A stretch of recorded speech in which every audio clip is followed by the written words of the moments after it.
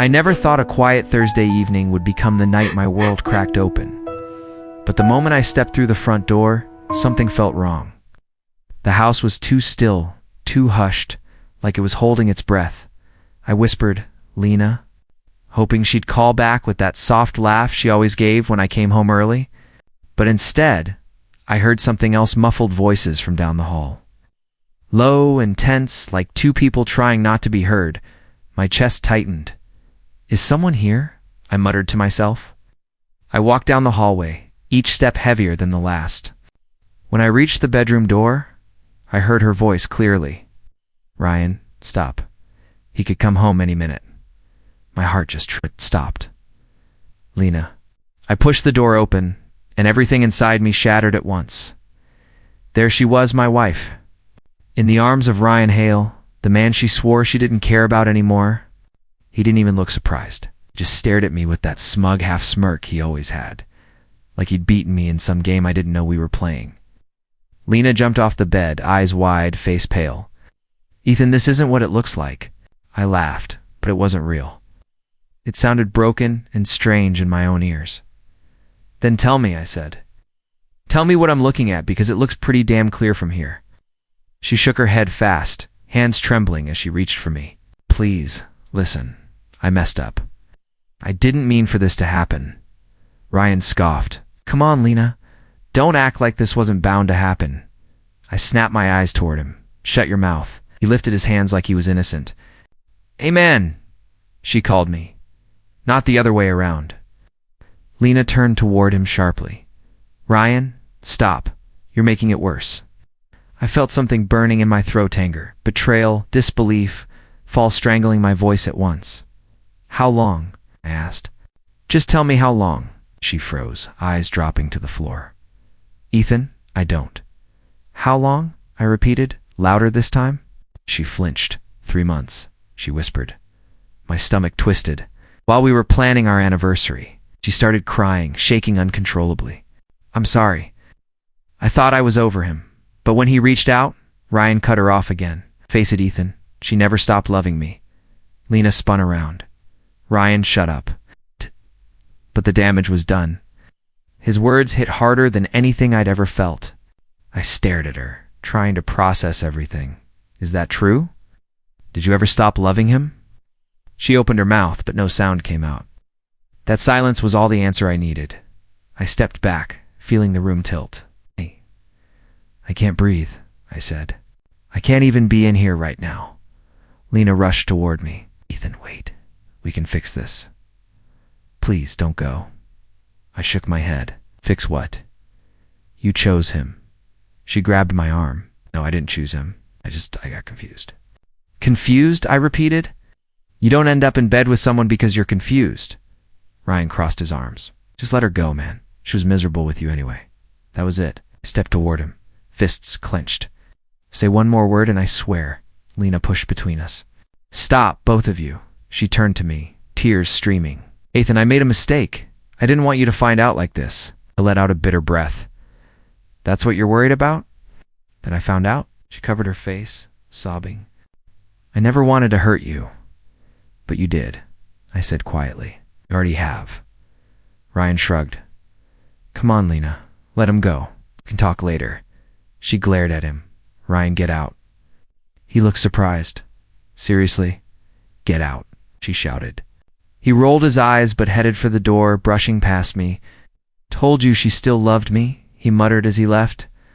I felt something inside me crack open like glass. "Do you?" I asked her. She looked at me with red, swollen eyes. "Ethan, I never stopped loving him." The words sliced straight through me. My hands went cold. My legs felt weak. I didn't yell. I didn't cry. I didn't say anything. I just walked past her, walked out of the room, out of the house, and into the night.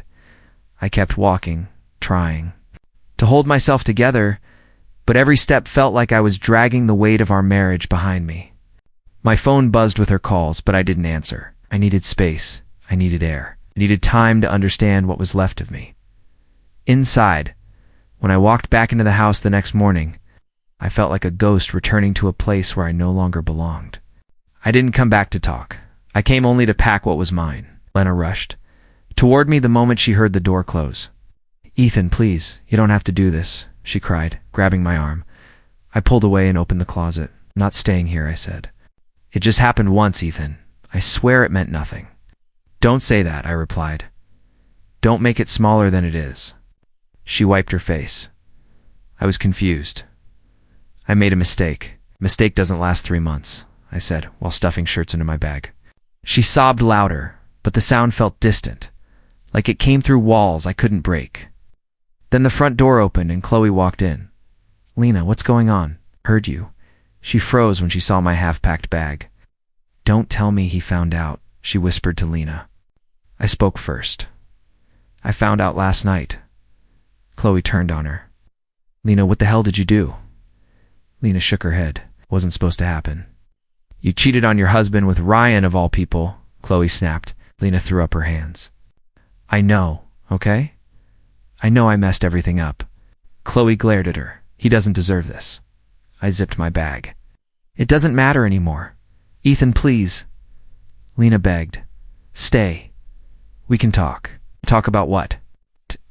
How you defended him, even after I walked in. She winced. I didn't mean it like that. He said he didn't mean anything, I said, but then you defended him. She covered her face.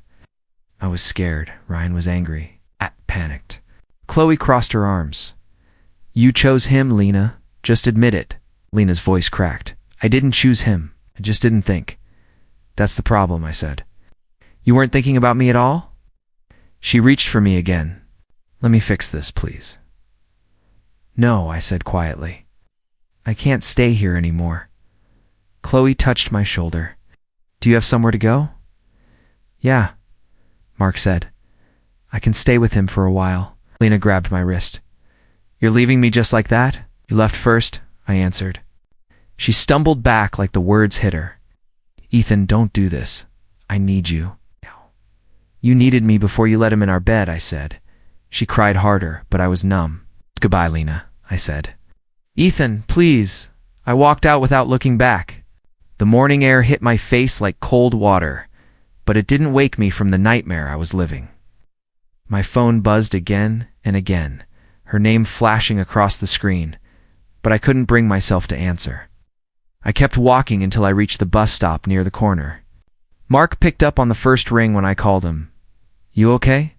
He asked, voice rough like he already knew the answer. No, I said. Not even close. Want me to come get you? Yeah, I whispered.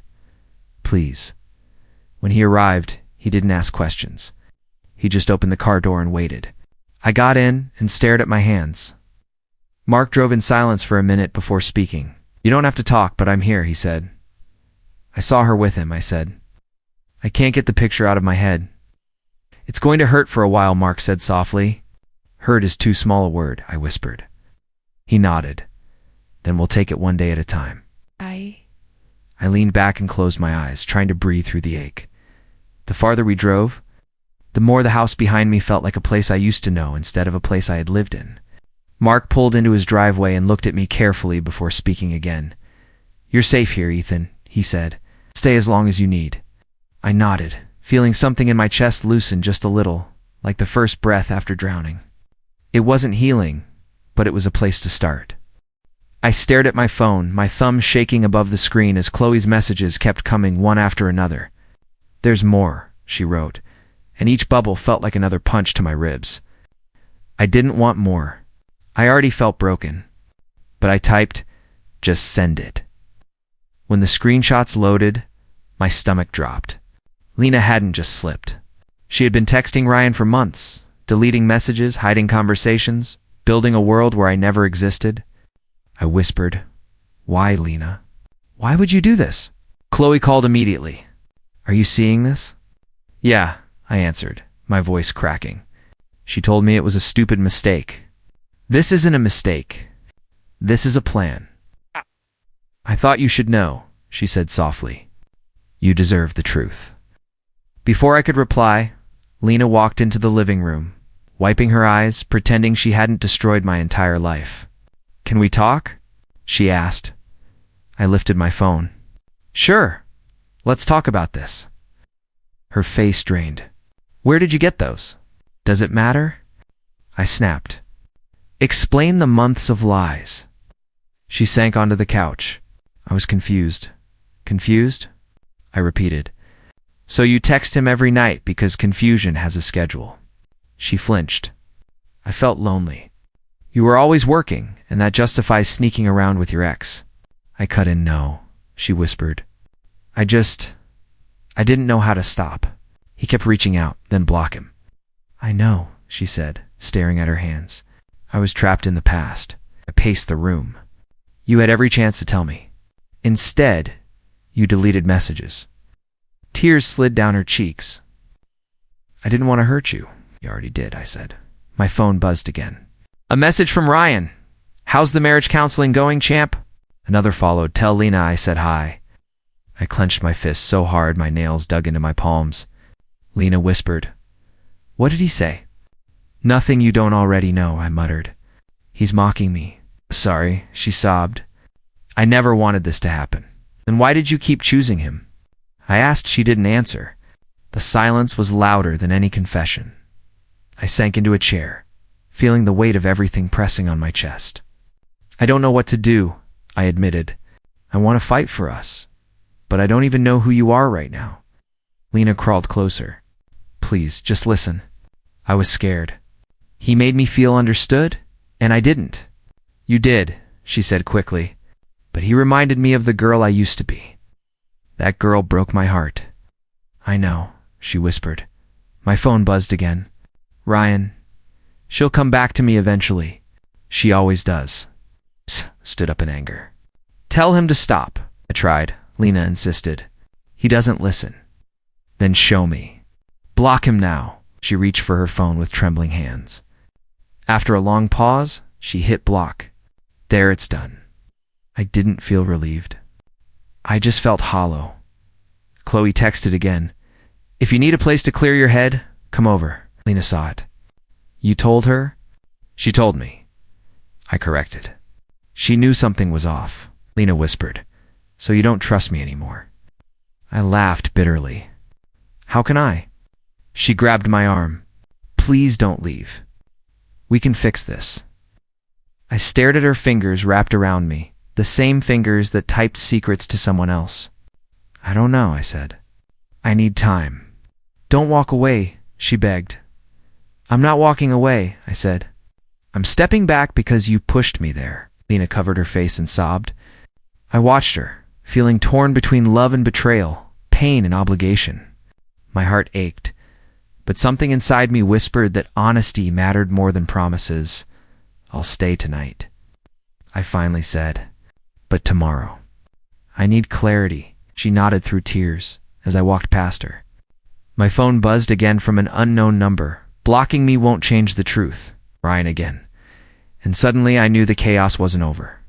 His message echoed in my mind, twisting my thoughts until I felt the fragile pieces of my certainty begin to crumble.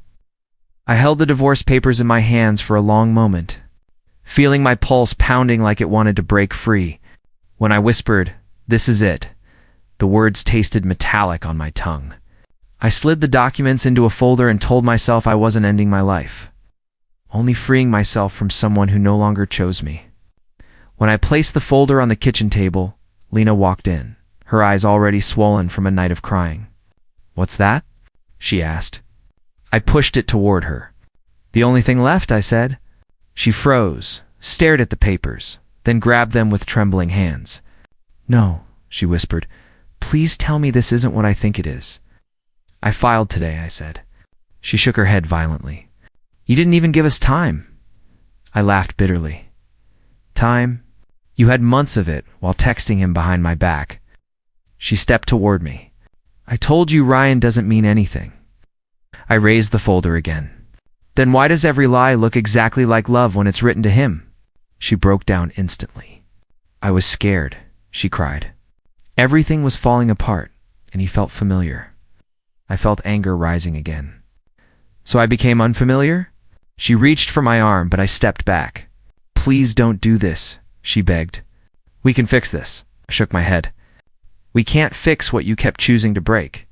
Before she could respond, my phone rang. Daniel Green's name flashed across the screen. I answered reluctantly. Daniel? He exhaled sharply. I heard what you're doing. You're giving up too icily. I closed my eyes. You don't know everything, he snapped. I know my daughter loves you. A real man fights for his marriage. His words cut deeper than he understood. I did fight, I said quietly, but she wasn't fighting with me. Daniel scoffed. Mistakes happen. You don't throw everything away because of weakness. I clenched my jaw. Her weakness destroyed me. Paused, then softened. Just take time. I looked at Lena, still crying. Time won't fix what she gave to someone else. Daniel went silent before hanging up. Lena wiped her face and whispered, Please don't listen to him. Listen to me. Sat down exhausted. Then say something real. She knelt in front of me. I love you. I shook my head. Love doesn't hide. Love doesn't lie for months. She gripped my hands. I'll do anything. Therapy, counseling, whatever you want. I whispered, I want honesty, and we're too late for that. She reached for the pen on the table, hesitating as if it weighed 100 pounds. Just don't leave me after this, she pleaded. I felt something inside me twist painfully. I'm not leaving right now, I said. But I'm not staying the way we were. She pressed the pen to the paper, her hand shaking. I never wanted to lose you, she whispered. I watched her sign her name slowly, each letter carving another wound into my chest. She pushed the papers toward me without lifting her head. It's done, she choked out.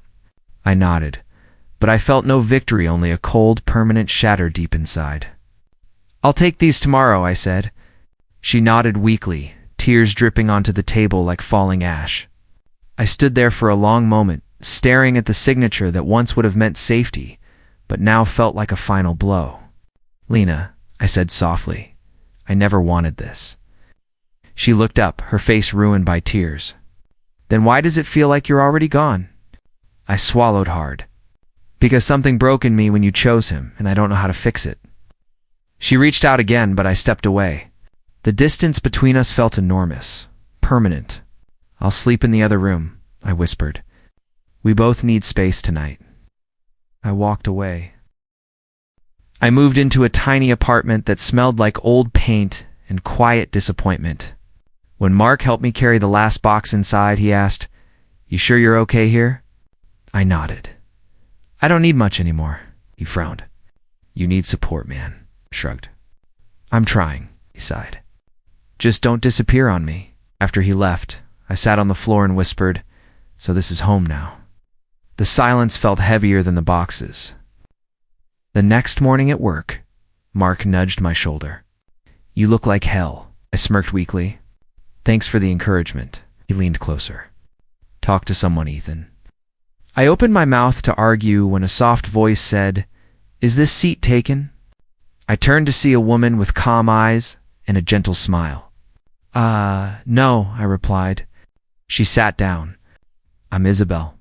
I'll be joining your team starting today, I nodded. Welcome. She studied me for a moment.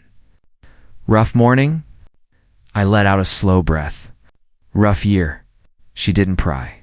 If you ever need someone to listen, I'm around. Her warmth was disarming. Later, during lunch, she found me at the far corner of the cafeteria.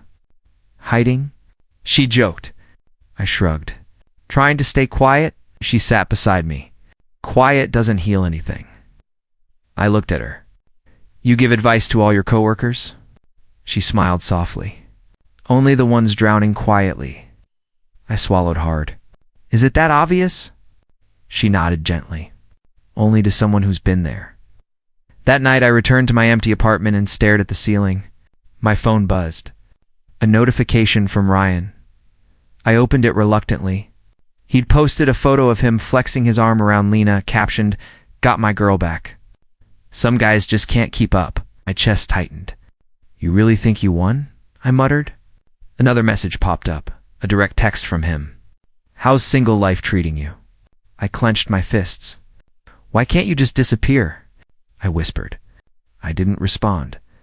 The next day at work, Isabel caught me staring blankly at my screen. Want to talk?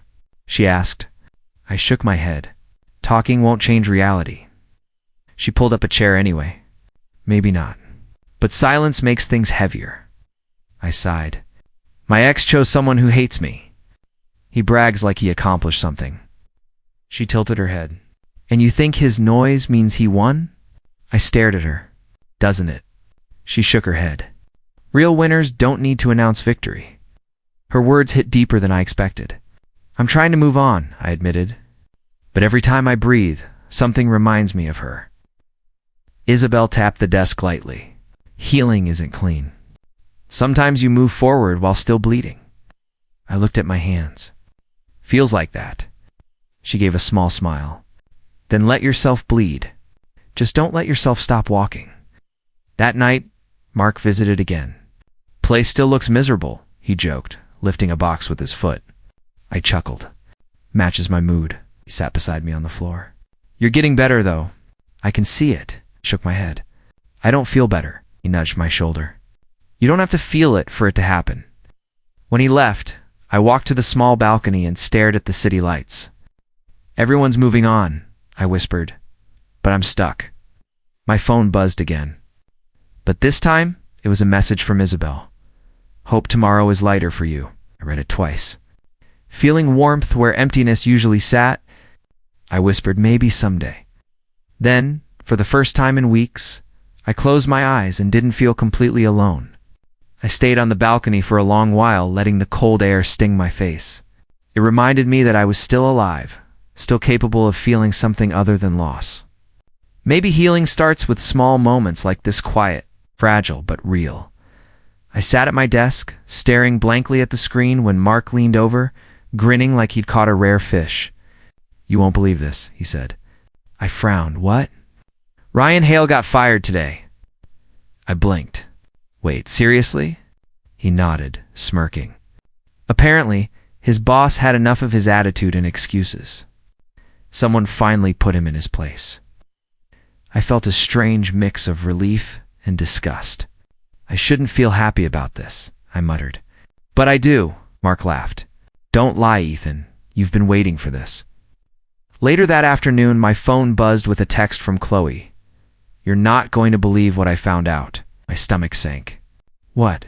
Ryan's already cheating on Lena? Can you imagine?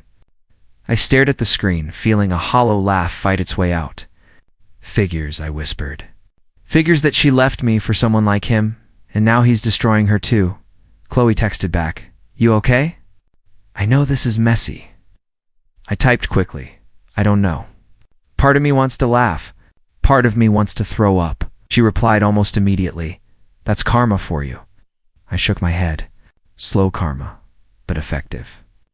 That evening my phone buzzed again, this time Lena. Ethan, I need to talk, her text read. I stared at it for a long moment. My fingers hovered over the screen before I typed back carefully. What is it? The reply came quickly. I'm sorry. I've made a terrible mistake. I can't stop thinking about how I ruined everything. I felt my chest tighten, the old ache returning slightly. But this time, I didn't rush to respond. I stared at the words, remembering every lie, every betrayal. I typed back finally. I'm glad you realize it. But I'm not the same person you left behind. She replied instantly. Please, Ethan. I just want a chance to make things right. Can we talk? I exhaled slowly. Not yet, I typed. I need time to think. I'm not the same either. The phone went quiet after that, and I felt a calm settle over me. Part of me was still angry. Part of me still wanted her. But I could feel the edges of my heart knitting slowly. Even as hers began to crack, the next morning Mark caught me staring out the window. You look better, he said. Yeah, I muttered. I guess I feel lighter. He smirked. See, karma has a way of balancing things. I nodded slowly. It's not satisfying. Not fully. But it's justice in motion. Exactly, he said. You're healing, Ethan. That's what matters. I clenched my fists and let out a breath I hadn't realized I was holding. Yeah, I am healing. Later, I opened my phone to see another message from Lena. I can't believe what he's done. I feel sick about everything. I never wanted this to happen to us. I stared at it, reading and rereading the words. My thumb hovered over the screen. I wanted to reply, to comfort her, to feel something familiar. But I didn't. Instead, I typed, "Focus on yourself. I'm moving forward." I pressed send, feeling a strange mix of relief and sorrow. She read it immediately and replied, "I understand. I really do." That message hit differently. I felt nothing but distance. And for the first time in months, it felt like a gift. Chloe called a few minutes later. "How are you holding up?" she asked. I smiled faintly. Better than I expected. Seeing her struggle, seeing him fall, it's not joy exactly, but it's peaceful. She laughed softly. "Good, you've earned peace." I leaned back in my chair. "Yeah, and you know what? I think I'm ready to keep moving." She was quiet for a moment. "Is Isabel helping?" I looked at my phone, smiling faintly at her message from earlier. "She's someone I can talk to without feeling broken? That helps a lot." Chloe chuckled. "Good, you deserve it." As the day ended, I sat at my apartment balcony, letting the cold night air brush my face. Ryan was gone from her life in more ways than one, and Lena was finally seeing the truth.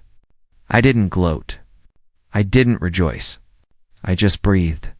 Slowly, deliberately. My heart felt lighter, steady. The past was still there, but it wasn't controlling me anymore. Karma had come late, but inevitable.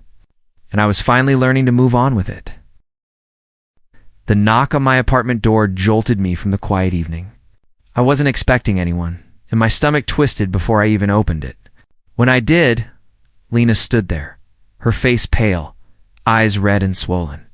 "Ethan, please," she whispered, barely able to stand. I instinctively caught her before she collapsed into my arms. Her tears soaked my shirt almost instantly. "Lena," I murmured, holding her tightly.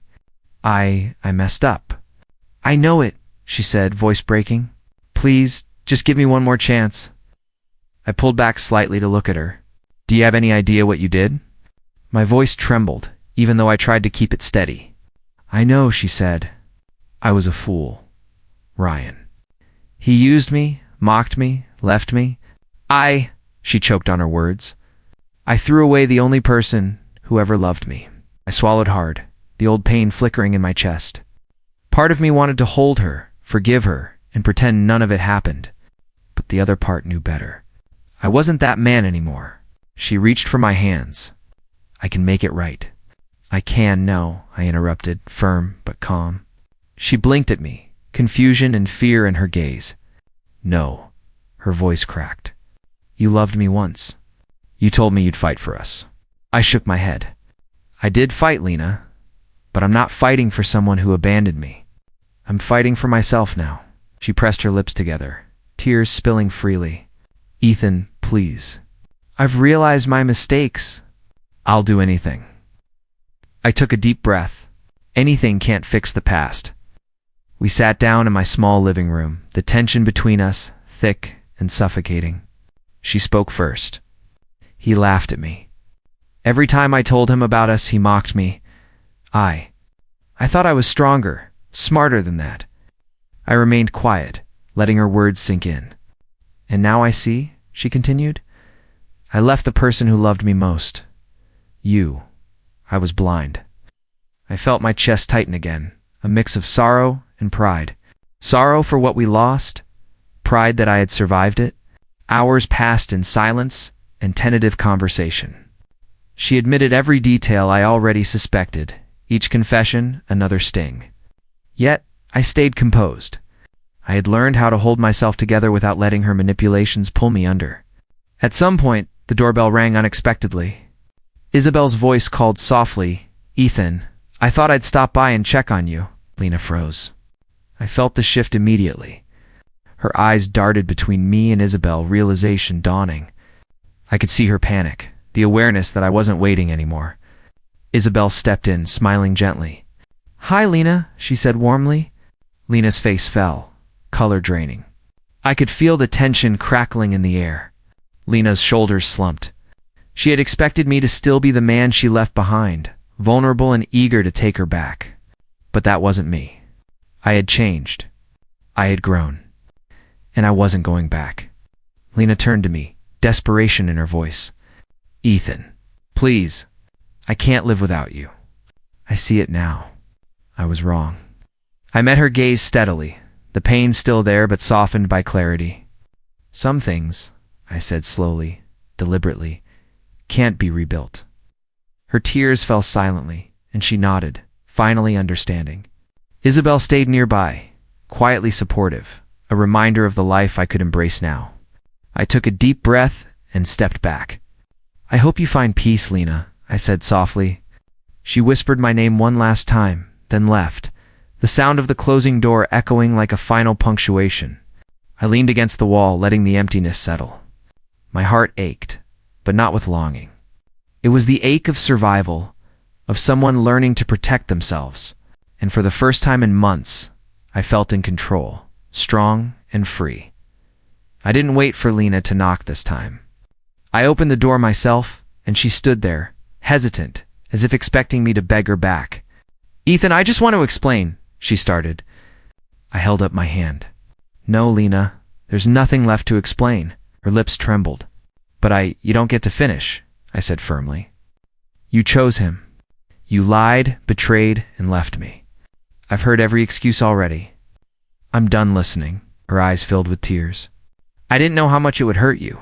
I exhaled slowly. It destroyed me, Lena. Every day I wondered why the person I trusted most decided to throw us away. Do you understand that? She swallowed, nodding, unable to speak. I gave you everything, I continued, my voice steady. And you gave it to someone who didn't even deserve it. I loved you with everything I had, and you broke it all for him. She flinched. I know, she whispered, shame flooding her expression. I stepped closer, letting the weight of my words settle. Do you realize how alone I felt? How empty I was? I stayed awake nights, wondering if love was ever meant for me. And now, seeing you here, begging, I see clearly that I don't need this anymore. She trembled, sobbing softly. Ethan, I was wrong. I made a terrible mistake. Please. I shook my head. No, I'm not the same man you left behind. I won't be pulled back into your chaos. Later I met Isabel for coffee. You look lighter, she said softly. I smiled faintly. I feel lighter. I finally confronted her. I told her the truth about what she did and how it hurt me. And I didn't break. I didn't cry. I just stood tall. She reached across the table. That's because you're seeing your own worth. You've grown, Ethan. You're choosing yourself now. I nodded, feeling a warmth I hadn't felt in months. It's scary, but freeing. Chloe called that evening. How's it going? She asked. I laughed softly. Better than I expected. I confronted her. I didn't beg, didn't cry, didn't fall apart, she chuckled. Finally. Took you long enough? I smiled. Yeah, but it feels right. For the first time, I feel like I'm moving on. Chloe's voice softened. You deserve it, Ethan. No one should ever make you feel like your love isn't enough. Even Daniel called. Ethan, I misjudged you, he said. I blamed you too quickly. I see now what she did, and I'm sorry. I exhaled. Thank you, Daniel. That means more than you know. His tone softened further. She's lost, Ethan, but you're gaining everything you should have had. That night I watched the city lights from my apartment balcony. Lena was gone, heartbroken, alone. Ryan disappeared, too fired, exposed, empty. Karma had done its work, but it didn't require me to do anything but wait. And I waited no longer for revenge or closure, but for my own peace. I closed my eyes and whispered into the cool night air. I choose myself. It wasn't selfish. It was survival, healing, freedom. I could feel it. The old wounds closing, stitched with patience, self-respect, and time. The weight I'd carried for months finally lifted. I could breathe again. Isabel's message buzzed. Proud of you. I smiled faintly. Thanks, I typed back. Chloe texted. About time. I laughed softly. Yeah, about time. And for the first time, I felt no emptiness, only clarity. The past was behind me, the betrayal visible, but powerless. Karma had run its course, and I didn't need it to define me. I was my own anchor now. I had my own life, my own choices, and my own future. I whispered to the night, I'm free. And I finally believed it.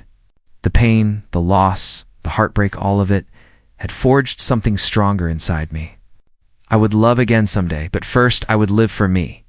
Nothing broken could pull me down anymore. Nothing. I smiled faintly at the empty streets below, feeling the calm spread through me. For the first time, I wasn't running from the past. I wasn't waiting for someone else's mistakes to define me. I had survived. I had chosen myself. And that choice was enough. I met Isabel at a quiet cafe, the kind where no one rushes and the lights are soft. You seem lighter, she said, smiling over her coffee. I nodded. I feel lighter. Talking to you honestly, without pretending. It's different. Feels like I can breathe again. She laughed softly. That's good. You deserve someone who listens, Ethan, not someone who betrays you. I smiled faintly, feeling warmth spread in my chest. It's strange, isn't it? How simple honesty can feel revolutionary. She nodded. Simple, yes, but rare, and you've earned it. I watched her across the table, realizing how different this felt from every conversation I'd had with Lena. No lies, no manipulation, just openness. I think I'm finally ready to live without looking back, I said. She reached over and touched my hand. Then do it. You've earned this peace. Later, I drove to the old house, the one Lena had filled with memories of betrayal. The driveway looked smaller somehow. I carried the last box of my things carefully, feeling the weight of the past in every step.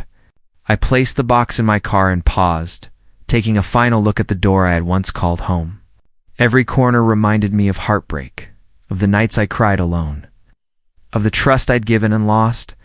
I ran my hand along the door frame one last time. Goodbye, I whispered softly.